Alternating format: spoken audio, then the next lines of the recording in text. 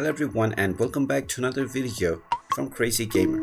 In this video, I'm going to show you how to log into your Asphalt 9 game account using your Apple ID. So let's get started right away. Now you can only log in using your Apple ID if you have an iPhone or if you are logging in to your game from an iOS device. So from your iOS device, open up the Asphalt 9 game first, and once it is fully loaded and you have been taken into the main menu, you will directly be asked to log in at the home page if you haven't done so already, and you should be able to see the Apple account option along with the other login options. Otherwise, tap on the gear icon at the top right corner and then tap on Connect.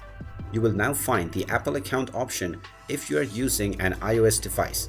Go ahead and tap on the Connect option for the Apple account and you will be asked to enter your credentials. After entering your Apple account credentials and then proceeding forward with logging in, you will be logged into your Asphalt 9 game using your Apple account. And there you have it. That is how easy it is to log into your Asphalt 9 game using your Apple account. If you find this video helpful, make sure you hit that like button and subscribe to our channel if you haven't done so already.